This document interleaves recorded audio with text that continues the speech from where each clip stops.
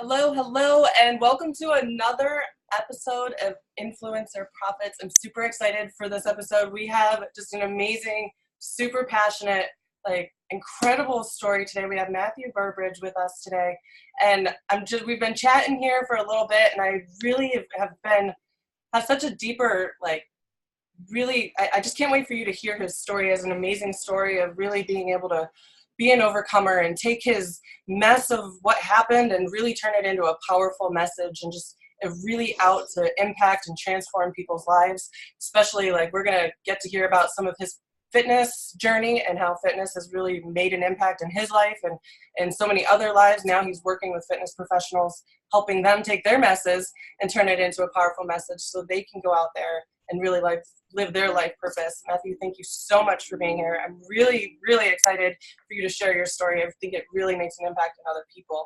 And I just really, first off, appreciate your vulnerability and how you share on all of your stuff, your videos, your posts, your writings. It's just so powerful how you're really out there doing things. So first off, thank you for being here.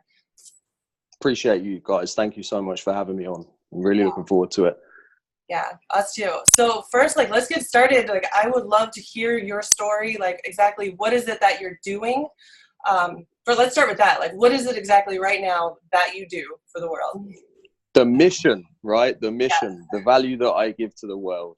And we all hope we can be of some value and some service to the world, right? So I'll give you guys some insight. So myself, do you want me to dig into my story first so people can really understand let's get brought me into to this where point? you got started and then kind of go into what you're doing right now. Yeah, because I think it will make a lot more sense, especially for people listening. They'll be able to piece the pieces together for themselves. So you know what, guys? I'm going to dive straight into a bit of my story so that you guys can really understand the context of why I do what I do today and why it means so much to me as somebody who's out there trying to create some impact. So essentially, I'm a keen, avid storyteller. I love storytelling. It's something that ever since I was able to share my story has really helped kind of give me an emotional upgrade in life. And that's why I feel so passionate about helping other people go through the same thing. And I know that storytelling is really the key. It's the art of communication between human beings. So this is really the first thing. But for me to really dive into my story, I honestly, I've said this before on a couple podcasts and on a couple Facebook Lives. I honestly couldn't take you back much further than age 10. And it's not because I have the memory of a goldfish. It's genuinely because I don't remember much of my life prior to 10 years old. And that was because when I was 10 years old, something catastrophic happened within my family. So the everything was not a very nice place. So it was kind of, like I said, it was the area that nobody really wanted to move to. It was an unforgiving area. There was a bit of gang culture. There was a lot of violence and a lot of crime. And obviously we're products of our environment. So my whole family was that. My older brothers were the same. And I was obviously quite young, but I saw them undertaking criminal activity and it was just normal. It's so normal. And anybody that's lived in a place like that just understands, right? So when I was 10 years old, my brother committed murder. And unfortunately, it's a bad situation for anybody to be in. But one of the things that it's kind of, when somebody does something like that, people only really think of the victims' families. They don't think of the people they don't think of the family of the person who committed the crime, right? And I don't know why that is. But the people who go through this stuff on the back end, we didn't ask for it. We didn't want my brother to go out and do that.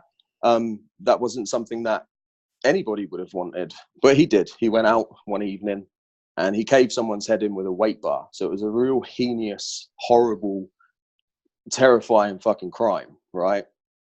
And when we found out in the morning, the way we found out was my other brother came round first thing in the morning crying his eyes out, right? And I remember that because he was always big, burly, alpha male, would never cry. So it was a powerful moment immediately because I was like, why is my brother crying? I don't understand.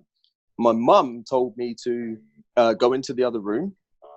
And sorry about the vibrations, it's messages coming through. My mum told me to go into the other room And little did I know the conversation that they were having on the other side was my brother telling me that my eldest brother had murdered someone. And honestly, when my mum came in and told me what had happened, the first thing that we did as a family, collectively, was we went to the fucking police station, because it's the moral, right, human thing to do. So she rounded us up. She took my sister, me, my brother, and we went to the police station. We turned him in. And that was kind of where we had hoped that the nightmare would really end, because, you know, just that's where you'd expect it to just be done. Unfortunately, probably only a few days after that, our names were released in the paper. And that's where everything went completely upside down, because when our names were released in the papers, the local paper, the people whose family it had happened to, they found out. Our name was very well known anyway. It was a very well known name. And immediately there were attacks on us, on our property. They would try to break into the house. And this happened for a few days, very violent attacks on the house, until the police actually installed a panic button in the property. So we had one upstairs in my mum's bedroom, and there was one downstairs in the kitchen. And that essentially, if anybody knows what one of those are, if it's pressed, the police are there within 3 minutes, literally 3 minutes. It's like a safety thing, right? You press that button, that means that shit is going down, and there will be police there on site within 3 minutes. So over the course of like 2 weeks, there were multiple attacks on our lives. People would smash windows, try and break through the doors. I remember one evening, I was upstairs huddled next to my mum in her bedroom, whilst my other brother was stood at the top of the stairs with a knife in his hand, because they were forcing their way through the door. A gang of youths trying to force their way into the house. And it was the only protection that we had, was my older brother at the top of the stairs with a knife. So, and I remember seeing this stuff. Yeah, I'm 10 years old.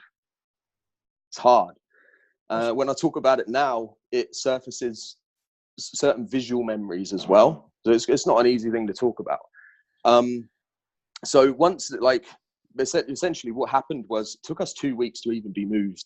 The council at the time said, look, we don't have anywhere permanent to take you, but we know we need to move you, because this you know, it's a safety issue. We need to move you. So we got moved around. I was pulled out of school. So all of the friends that I had built through infant school, they were no longer my friends. In fact, people were calling us a murderer in the street. So when we were found walking through the streets to the shops and just to get milk and things like that in that neighborhood, you know, friends that I used to see at school were then calling me a murderer. And that stuck with me for very, very many years. It took us about 1.5 years of moving around in temporary locations. So hotels, bed and breakfasts, they were putting us up in all different places, because they couldn't find us a permanent situation. They couldn't find us a permanent dig to resettle. In that time period, our names were changed, and of course our location. So throughout that time period, it really was extremely unsettling. My other brother, the one who's older than me, but not the one that did the crime, he split apart from the family and just went MIA for almost that entire time, for 2 years. So not only did I lose one brother who had done that, so, you know, he's now in prison. I lost that brother, because when people think that people have murdered somebody, it's only that family that lose members of their family. Fuck no. Like, he's still my brother, and I lost him because there was no way that I would talk to him again for doing it. You know, there was no forgiveness there at that time. So the other brother then disappeared, completely MIA. And we then were resettled, right? So after almost 2 years, we were resettled, and then I was put back into school. And now, if you guys can even imagine what that would have been like for a 12-year-old boy to then be put back into the school system. To make it worse, guys, I had buck teeth, curly hair, and was just a real strange character. And I think I was a bit of an odd character because of what had happened. You know, I didn't have a normal life for years before that. So school was a real difficult time. I was outcasted immediately in school, just because, not only because of the buck teeth and the curly hair, but because I was very quiet and I didn't want to speak to anyone, and I didn't want to talk to anyone or make friends, because if I did that, I kept thinking in my head, what if people find out? So it would only take me to mess up once and say something, and what if people found out? And that mentality literally stayed with me for years until I was around 22 years old. And then even longer than that, up until last year in April, when I shared my story for the very, very first time. So if you think about it, almost 18 years of my life, I held that story back, and it held me back from being able to do anything, from being able to make friends, being able to put myself out there. So over the course of those years through college and things like that, I ended up finding myself in very similar situations to my brothers, right? So crime, I was taking drugs. I was, I was selling drugs when I went into college. And that was really where my life took another downward spiral. Because when I left school, I'd assumed that I'm leaving school now. This is going to be a fresh start. But unfortunately for me, I ended up getting involved with drugs and drink and partying. And I think a lot of people might be able to relate to that. Like I was saying to you guys, just at the beginning of this podcast when we were chatting, I think everybody, when they finish school, we all think like, okay, this is my next level now. I get to change as a person. I'm going to be an adult. I'm going to go out into society and I'm going to be able to do this. And we think that we get this opportunity to change. And for a lot of people, they do. And it's a positive change for a lot of people. And for most people, that change then goes into a career and things like that. And that's the path that people take. For me, I lived out the predefined path that I assumed my life was supposed to be like. You know, there was no fucking Gary V in my pocket. There was no, I had Bebo, for fuck's sake. Do you remember that? Bebo and MySpace? Like, there wasn't any fresh, there wasn't like any real fresh influences like there are today that are there at the availability of a click of your finger. Like, it wasn't like that. And it's, no, we're not going back hundreds of years or anything, but it really was primitive. Doesn't it? Yeah, it does. And although it's primitive compared to what we have today, right?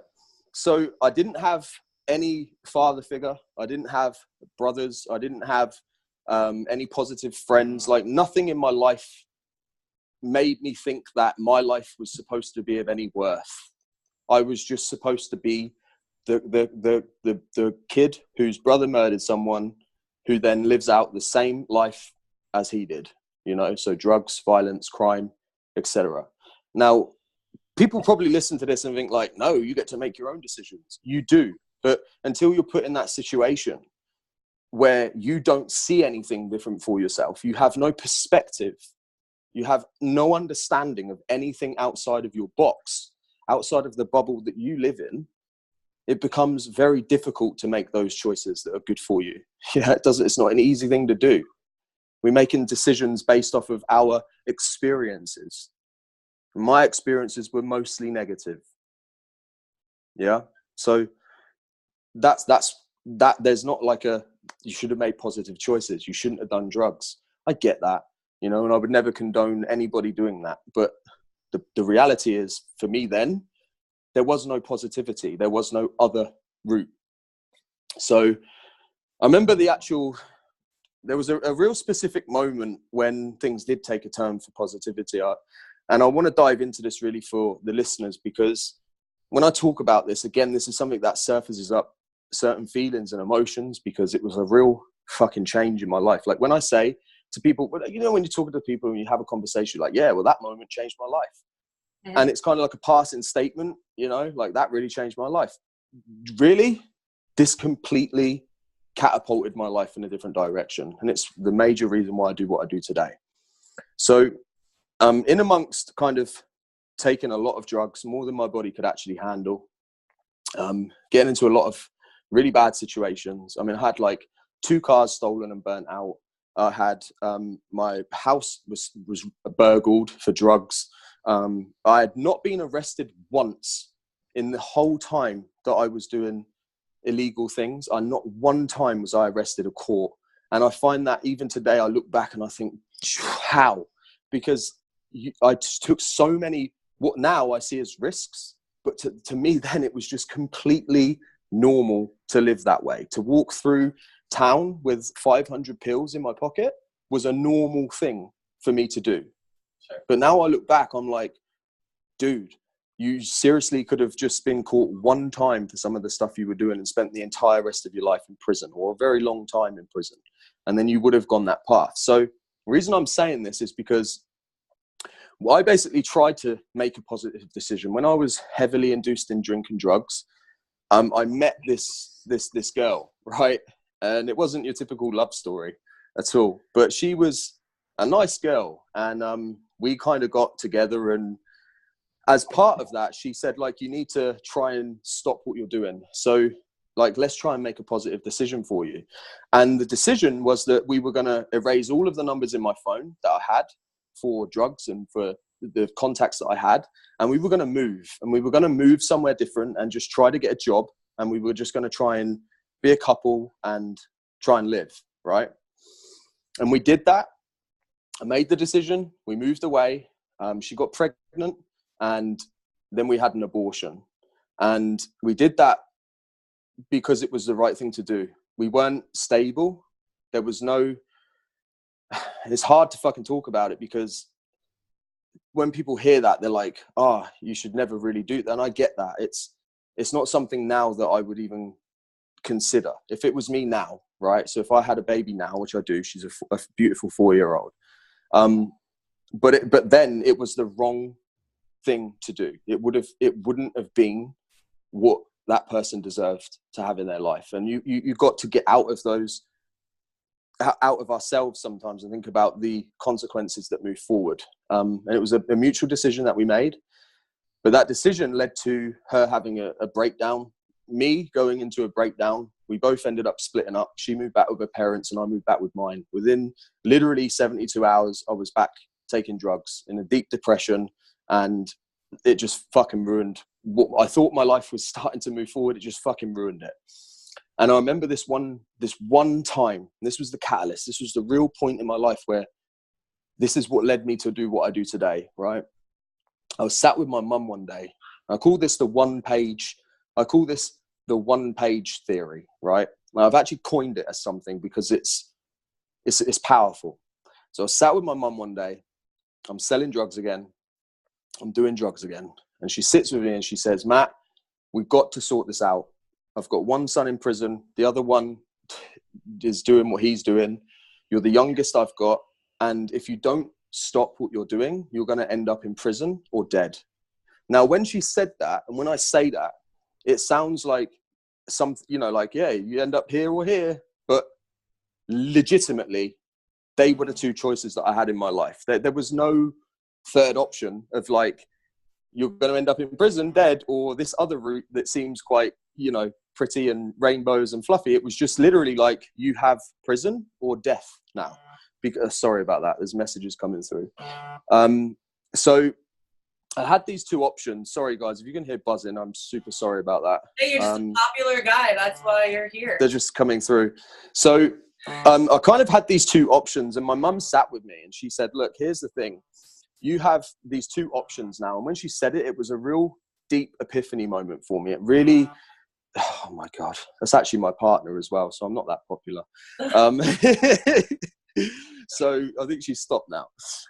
So, when she said that, the reason why it caused an emotional shift in me was because I knew it was true. Like I knew to the core of me, like, she isn't really lying. Resonated. Yeah, 1000%. Like she isn't bullshitting. My mum's bullshitted a lot, and it over the years, and we all kind of take people that we love with a pinch of salt when they say things and things like that. But this really was, she was just telling me the truth. You're going to end up in prison or you're going to end up dead. And as a result of that, like, I sat with her and I said, I will sit with you and we'll try and find a job, right? I'm like 22 at this point, 21, 22. And I'm still taking drugs and still not out of that situation, yeah? And she starts flipping the pages over in this newspaper. She's like, what about this one? And I just keep telling her no. Like, I feel like an alpha male. I'm already selling drugs. I'm making bank. I don't need to do that. Like, but I knew that it was also something that I should be doing, right? So it was like that thing on the fence. And she turns the other page and she points at another one. I'm like, I ain't fucking doing that. I'm not doing that. I'm not doing that. And I just kept on saying no. And right at the point where she was almost ready to give up and say, well, get out of my house then. Because that's, she's kind of like that. She's just like, she'll do something to help us. And then she's just like, you could just do your own thing now, because people can't be helped unless they want to be helped, right? And just at that point where I was almost ready to go, I don't need a job anyway, like I'm going to go and do this, she turned one more page. This is why I call it the one-page theory, right? She turned one more page and she went, bang, what about this one? I said, what is it? She said, well, you can actually, it's through the government, and you can become a qualified ABA boxing tutor. And I thought to myself when she said it, I was like, that don't sound too bad, you know, like I've always liked a bit of a ruck, and, you know, like this may make sense. I mean, I'll look into it at least. Now, what I can say happened from this point, I don't know why this guy gave me the opportunity, but the person who worked at that place, his name's Quintin Shillingford. Now, he's an MBE. He's been knighted by the Queen for the incredible work that he does for the youth, right, in England. And I phone it up. Now, I don't remember that conversation, but I get an interview. So I go to the interview. I don't remember that interview, right? I literally have no recollection of speaking to that person, of going through that process, and I got the fucking opportunity. And I still, to this day, struggle to piece together that piece. Like, why did that guy look at, like, what could he have honestly seen? And this is obviously a problem I had with self-worth at the time. Yeah. Because I couldn't see it. I couldn't understand why someone would give me an opportunity to do something like that. And that must have meant a lot for me at that point in my life, because I immediately, when I had that opportunity, it was like, okay, I'm going to be a boxing coach. Right. So I'm going to put the graft in. I'm going to go to the gym. I'm going to start working out. I'm going to start eating. I'm going to fucking say no to drugs. And it took me some time. I admit it took me some time to wean myself off of those drugs. But eventually the addiction that I had for taking substances was replaced with the addiction for fitness, for debate, for healthy, for being healthy, for the mindset upgrade that I was starting to really feel and have in my life. It all came from that moment, right? All of it came from that moment. So going into that situation, I ended up becoming an ABA qualified boxing coach. Then we ended up going into, so he has this program in schools called the AQA Awards, where we actually teach kids. Basically, we teach them 50% in the boxing, in the PE, and then 50% is like academic. And it's a situation that when I was in the area where the school was also quite deprived. So because I was relevant to these kids, because I came from a similar place, I got on really well with them. And one thing I noticed when I was stood there in the classroom, when I was teaching these kids how to box, was that when they were in there doing boxing, they were not the same as what they were when they were on the street. There was this complete fucking shift in the way they were. So outside, they had their environment, they had their comfort of being, you know, living in those areas and having that negativity around them. But in the boxing gym, they excelled. And it was the first time that I was really able to see, not just for myself, the impact that fitness had, but from an other perspective of looking at these kids, what they're going through and how it's helping them. And some of those kids today are now professional welterweight boxers and lightweight boxers. One of the guys is 18-0 as a welter championship. So he's boxed for England. He's doing incredibly well, and he will continue to do incredibly well. All from that place, from that area, from that situation. And I just found that to be fucking profound. I'll be honest, I really did. At that point, it gave me such a, just this liberation, right? Of like, oh my God, this is what it can do. This is incredible.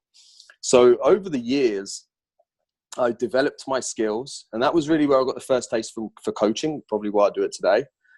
But I developed my skills, and I came completely away from toxicity, from, you know, negativity and all of that stuff what I used to have in my life. And today, the person that I am is, I cannot even, if you met me and I never said anything about my story, I call this face value. People would just be like, oh yeah, you're the guy with the coaching business who helps people, yeah? But that's all that people would know.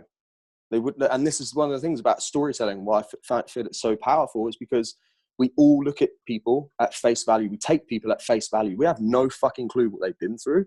We have no idea what their life was like before their catalyst or before their defining moment. We have no understanding of what they must have felt like, what they were going through. And that's why storytelling is so ultra powerful, you know? Totally. So I kind of stopped there because I've been talking for about 5 to 15 minutes, right? So that's okay. This is all That's about a great you. story, And man. It's awesome. yeah, it's super powerful. So I couldn't even imagine or fathom or even want to pretend the stuff that you went through at all. And I really want to honor you that you went through it, and here you are, and you were able to turn that around so powerfully and really be able to affect other people from that. So thank you just for your way of being, and that coach that saw you. Like that's the thing. Like if we really just take a look at people for who they are and not the mess or what they're in, but really who they are. Like I really believe when we can believe in people for who they are and not just what is at face value. Like that's how life is transformed.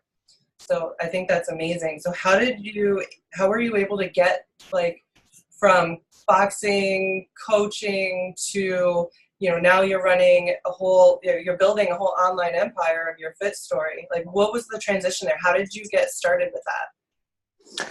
So from the period of like boxing, where I developed my skills and got to this point where, you know, like I saw more opportunities. And I think this is such a key thing to speak about is opportunities are absolutely everywhere. They're always there. It's just that sometimes we aren't open to see them and receive the possibility of taking the opportunity. Does that make sense? So like all of these things have always been around me. And I think that at that specific point in my life, I just started to see opportunities more. It just opened up my mind to, oh, there's an opportunity, there's an opportunity, there's an opportunity. So what happened was, again, like my circle at that point when I was when I left boxing as a job / career, I actually ended up, it's crazy that I say this.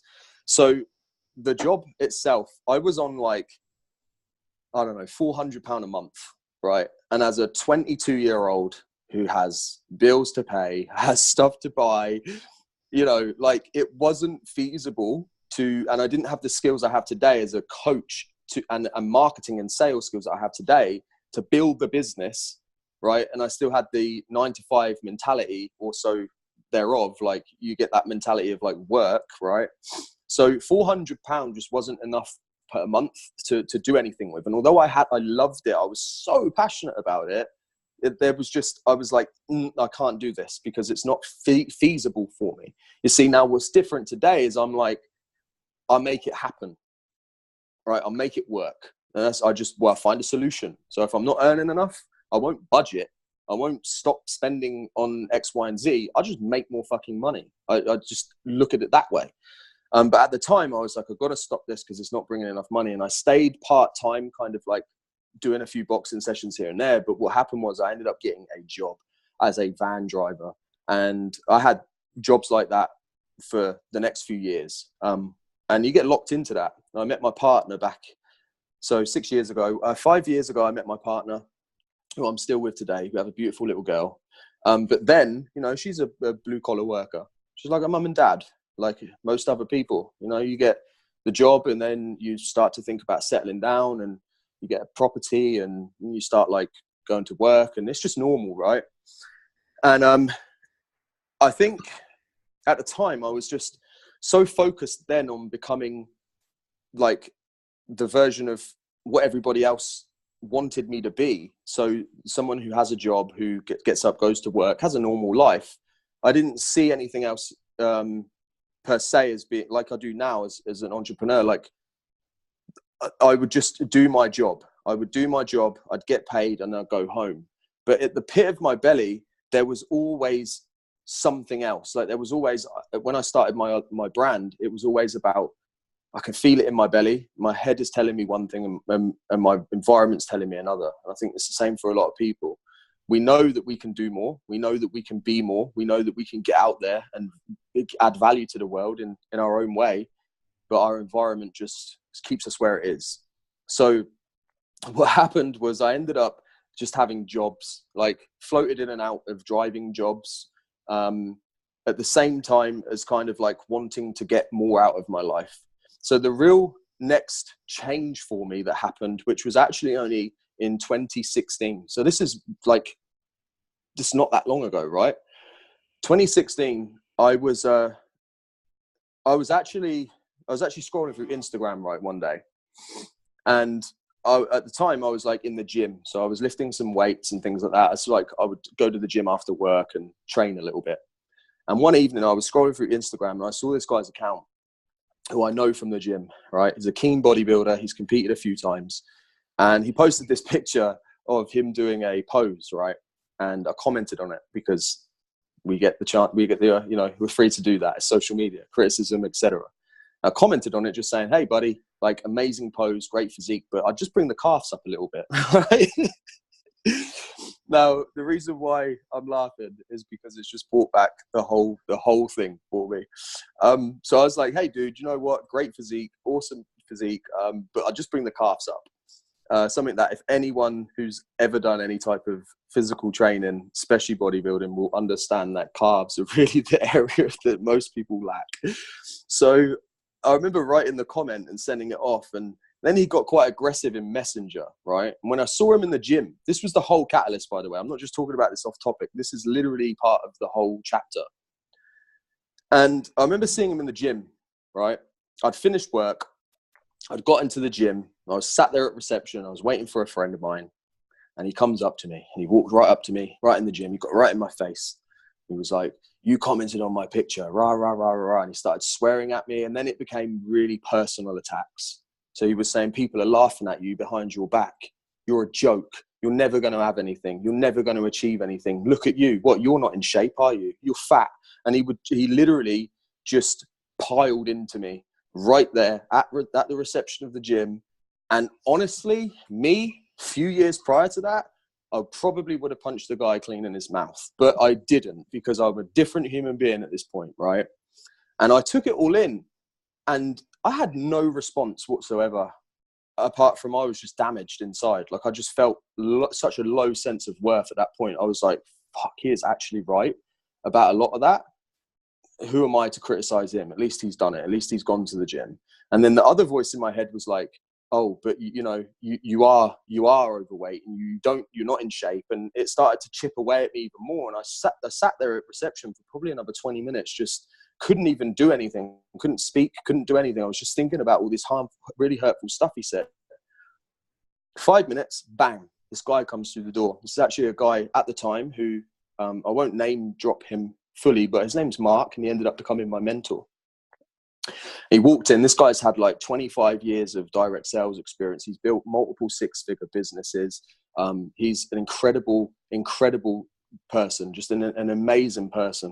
And he walked in the gym, and I'd always kind of seen him at the gym, 56 years old, shredded, made everybody else look silly. All the young guys thought they had a physique. This guy blew the top, 14 times international bodybuilding champion. He was phenomenal. And he walked in and he said, Matt, what's the matter? I'm sitting there on the sofa and I'm like, oh nothing, Mark.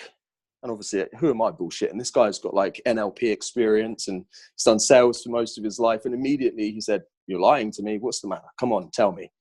And I proceeded to tell him every single thing that the other guy had just told me. He said, I'm a joke. People are laughing at me, yada, yada, yada. And I look up to this guy in terms of like who he is. And I know a bit about his story, right? So what I'm essentially looking for at that point, like most people would be, is some sympathy. I'm seeking it, in fact. I'm telling this person that this other person's just abused me verbally, and I feel bad about it. Now, can you pat me on the back and tell me that I'm not fat? Can you pat me on the back now and tell me that I'm a good person? Can you pat me on the back and say that people aren't laughing at me and people like me? And we all fucking do this. And if this is resonating with you right now and you're thinking, yeah, I do that too, most people do, right? We seek approval, validation, gratification. We seek all of this stuff if we're not giving it to ourselves, right? At the time, I didn't know about giving it to myself. So I was expecting that he would I am popular today. So I was expecting this guy to kind of give me some sympathy. And he put his hand on my shoulder and he said, but Matt, you are all of those things. And I'm telling you now, it was the most like unbelievable breakthrough that I've ever had, because I was just like, okay, if the other guy was doing that to be hurtful, this guy isn't actually trying to be hurt. Like, he's a respectable guy. You know, he's not, like, why is he saying this? And literally within that conversation, because I kind of responded to him as you would, I was like, really? Like, what do I do then? And he said, well, you can't really comment on this guy, can you? Because you've never done a bodybuilding show. And I was like, fair point, I haven't.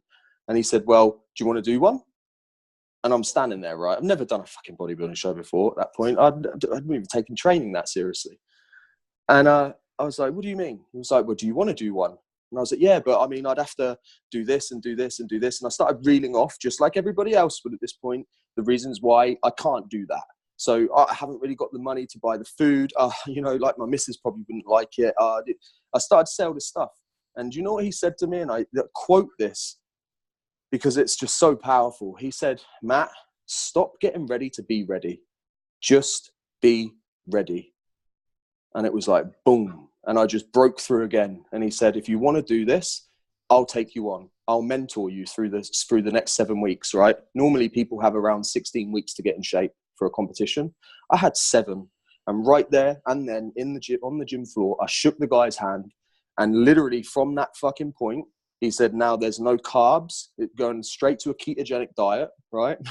He's literally pulled all oat, wheat, all of that stuff away from me. So all the carbs that I've always eaten, I didn't have. Then I met him the following day and we put a plan together. And I literally went balls deep into competition prep. And although my physique changed over the following 7 weeks, my mindset, I can't even describe what happened internally. Like, I just learned so much off this man. Things that I am just eternally forever grateful for, because as a mentor, he really did. Again, it was another one of those people that he didn't have to do that. He didn't have to help me. He didn't have to do any of that stuff. He could have just said, well, you are all those things. See you later. Bye-bye. But he didn't. So I felt, again, for the first time in a very long time, probably my entire life, that someone else believed in me. And when you feel that someone else believes in you, that's why coaching is so fucking powerful.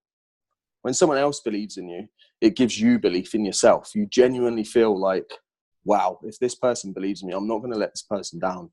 And then they build confidence internally in you. And then you start to go, okay, I'm not going to fucking let myself down now. Like, this is it. I'm going to do this. And over that 7 weeks, I can honestly say that was just the second catalyst of my life, this catalyst of change in my life that completely catapulted me to another dimension. And it wasn't long after that. So about a week after my competition, my partner didn't come to see me. I had very little support throughout that comp. My relationship took a little bit of a strain. It was very difficult financially. And our relationship started to break down, right? I'd done my competition. I got off stage. And although all of my life around me, so my relationship literally was falling apart.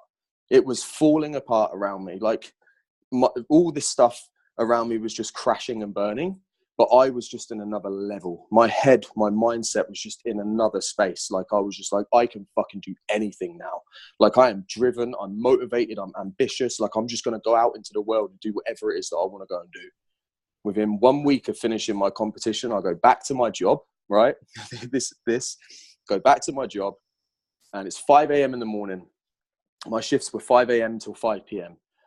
And we had to load our own vans, right? And I'm stood in this fucking warehouse with all of these other guys, and it's just a negative place. And when you level yourself up, you know, in terms of your mindset, and you're not, it sounds a bit derogatory, but it's the truth. Like, when you elevate your mindset away from what most people think like, it becomes very apparent that most people don't think like you do, right?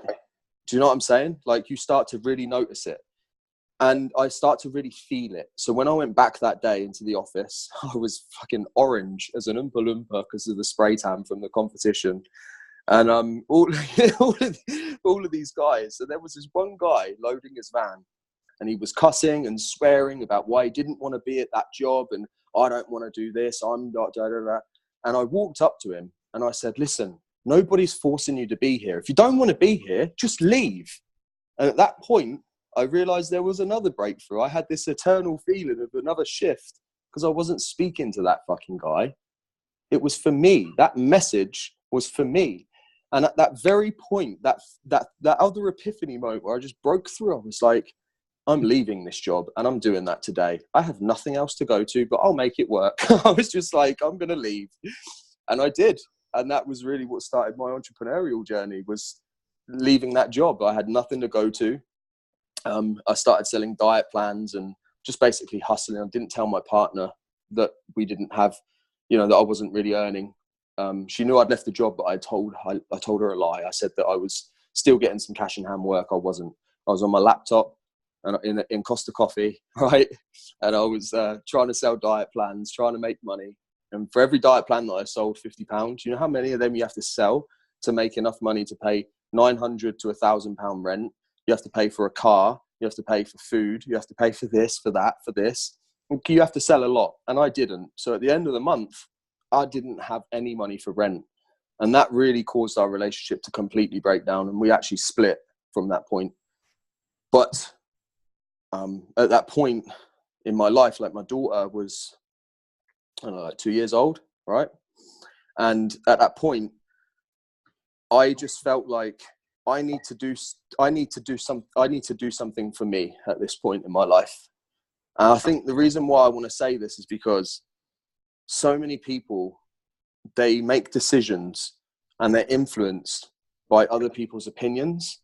And at that point in my life, literally, my partner, her mum, her dad, my mum, everybody around me was saying, Matt, you're stupid for doing this.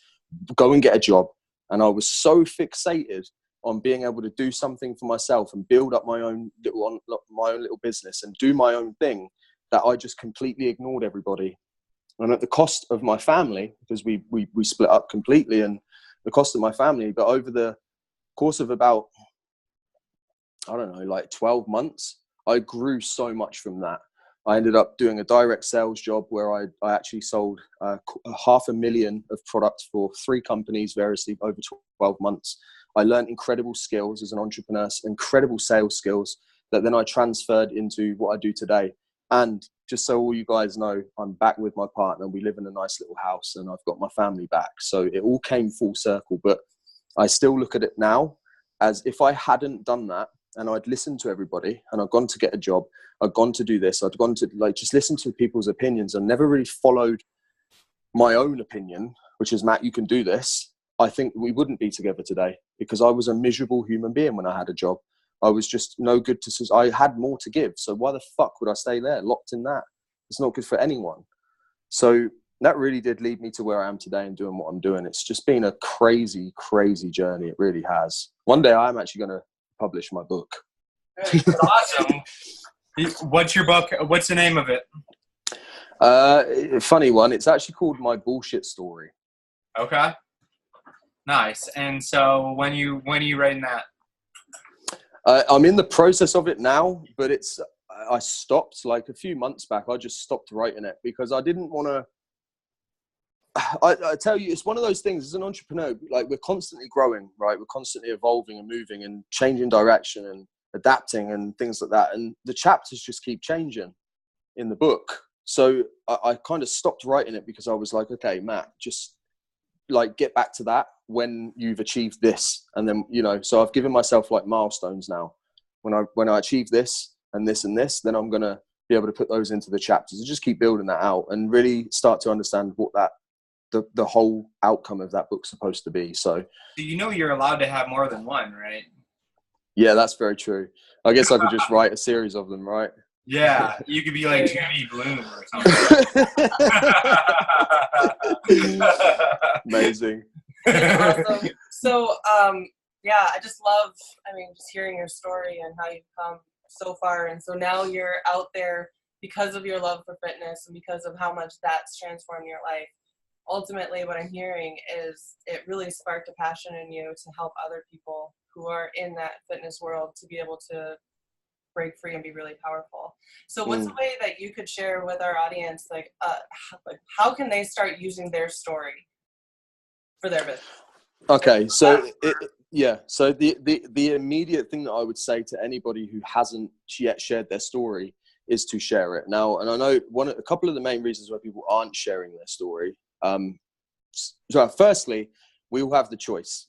All right. For some of us, like myself and my business partner, Perry Power, we didn't have the choice at the time, right? It was a sexual abuse situation for him and his family, you know, with his granddad. And he held that back for so many years because he couldn't tell anyone. He felt as if he was just trapped, right? It was the same for me. I felt trapped. I felt I couldn't share this because if I did, there's going to be repercussions.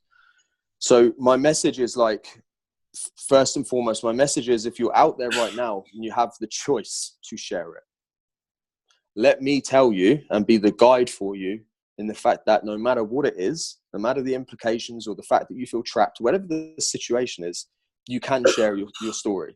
You have to be able to share your story because the amount of people that it will go out and help is phenomenal. But first and foremost, it will help you.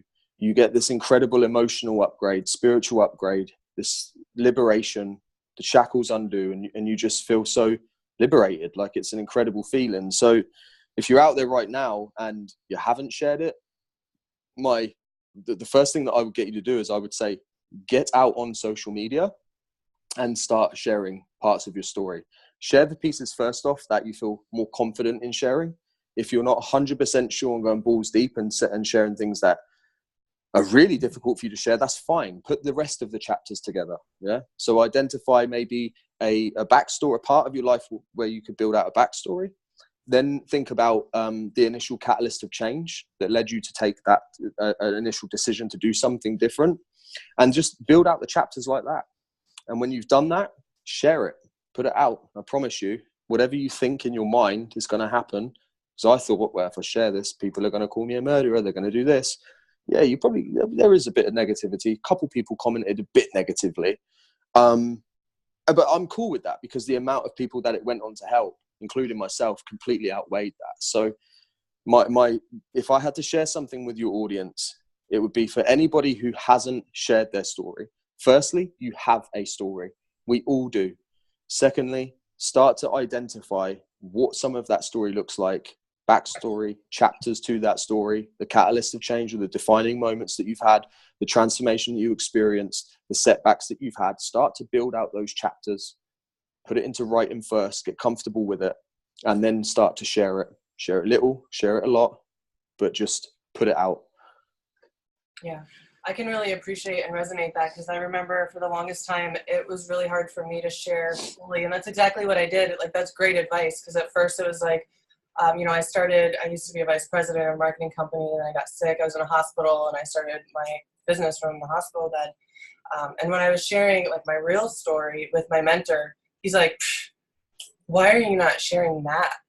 I'm like, well, because I was out on the streets when I was 16. I was a stripper for 7 years. I was all sorts of caught up in trafficking and all sorts of stuff. Nobody wants to hear about that, right? And that was I didn't want to share that. And, he was someone that it was really, well, when you're ready, it's going to be really powerful. And he actually gave me an opportunity to share at his event, to speak on stage. And so I took it upon him, like, you know what? Here it is. He was the one that said, share that. That's powerful. And it was the first time I did.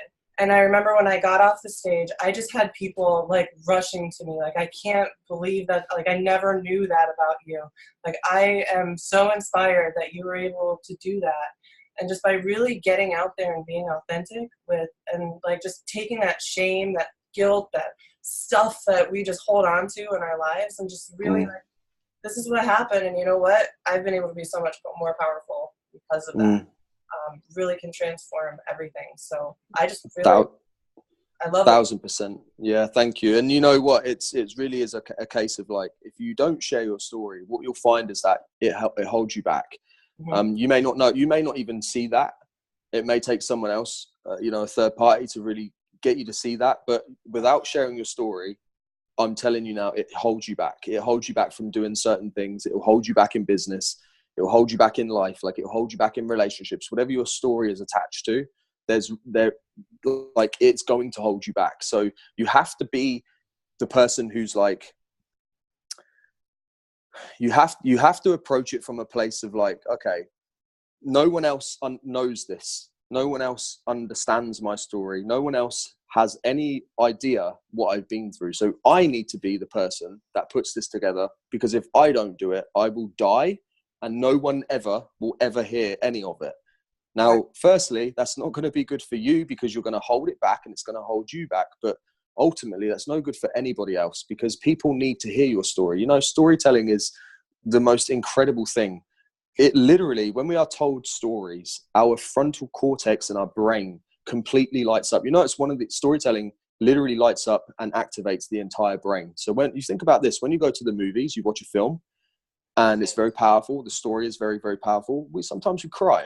I'm a man. I've got tattoos on my throat and hands, and you know what? I've cried in the cinema. I'm not even gonna say that I haven't. Right? I've cried when I've watched movies, and that's because it's moving me. Right?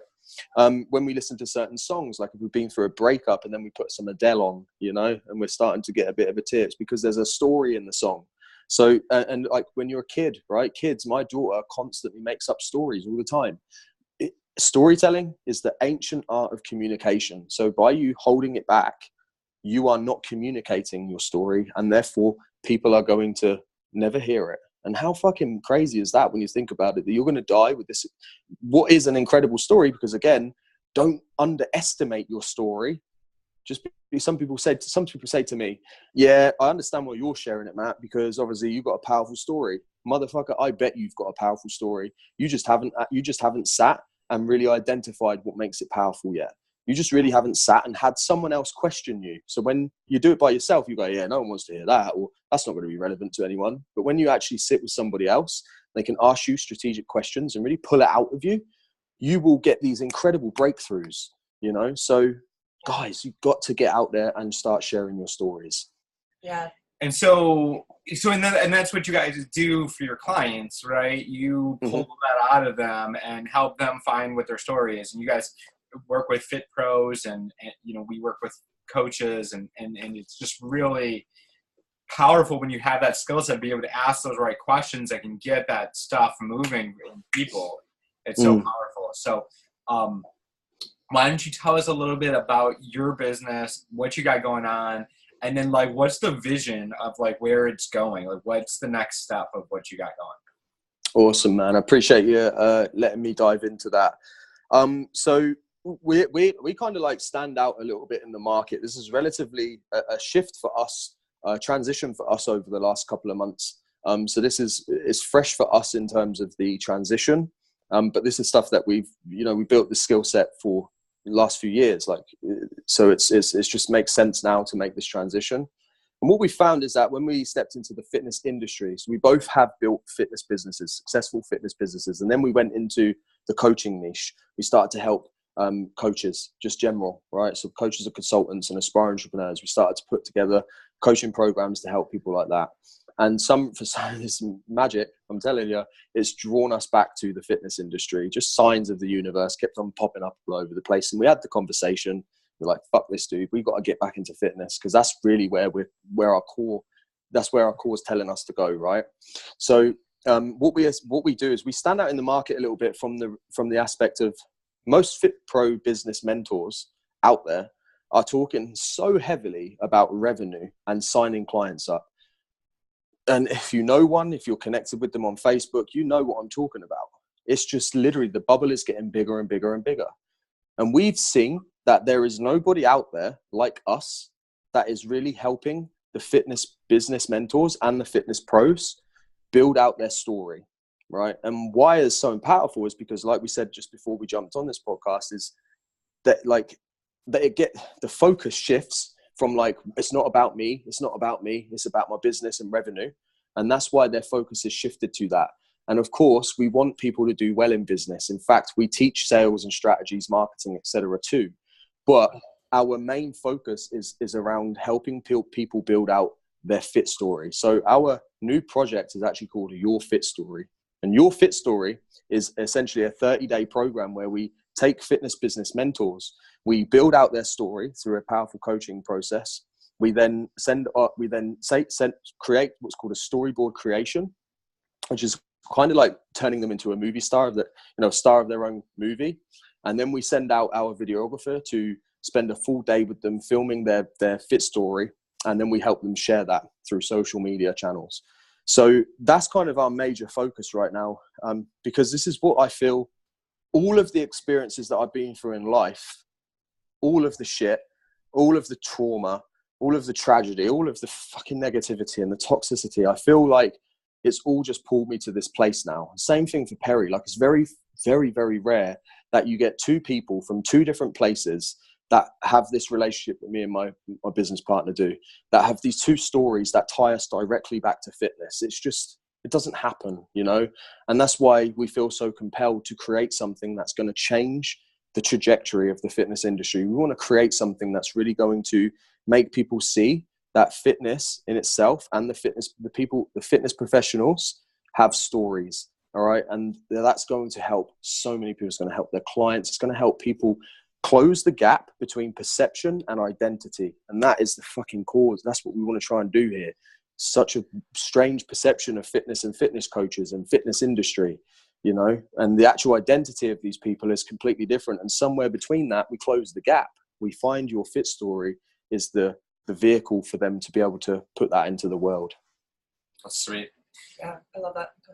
No, actually, are you? Oh, yeah.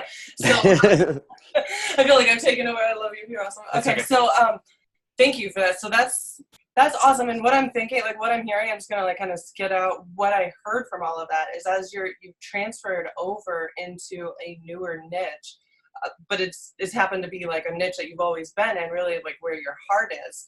For one, what happened is you shared your story, and what that did was lead you on for the trajectory of who you really are and your experiences that's going to fulfill you the most. So when you shared like your fitness and everything, not only did it bring you to the path at where you're at now, but what it also did is it, oh my gosh, I had just this huge thing and it just, sorry about that. So I hate that. It's like, it's so good. This is so good. And then it's like, phew, maybe it wasn't that good. That's okay. But what it also did is I got it now, is it brought you into the influence in a new industry rather quickly. Like you just came in, you shared your story, and that was the key. And because our whole podcast is influencer profits, is, you got to that influencer status by having your story and the way that you share your story in such a powerful way. So that really 100%. The power of having, like, sharing your story, working with someone to pull out those pieces to powerfully share your story. That's something we've hired a coach to share our story. But absolutely. 1,000,000%. It's that important to have your story down, really important, like really down, like on lock. So it is. How can people, if you're hearing this, you're in the fitness industry, you're this fitness pro that you're hearing Matt's story and you're hearing like, I need to get my story together. Like, I just need to do it. How can they get a hold of you to be able to do that? Cool. So first and foremost, I use Instagram and Facebook are the two main platforms that I use. I love both of those platforms, and that's where you'll find me most often. So if you go to Facebook, you just type Matthew Burbridge in. Literally, it's easy to find me because if you type Matthew Burbridge in and you see a cover photo with your fit story, you found me, right? And on Instagram, the handle is @matthew.burbridge. All right. So you can find me over on Instagram and Facebook, and I'd love to connect with some of you guys and see if I can help you out in terms of just maybe asking some questions that shift you toward wanting to share more of your story, like at the very least. Yeah. So reach out, connect with me, and let's just chat and see if I can help you guys just have that initial push into the storytelling side of things. Awesome. Well, thank you so much for being here. Thank you so much for taking the time and sharing your story in such an impactful way. So I appreciate you. And for all of our listeners, thank you for tuning in.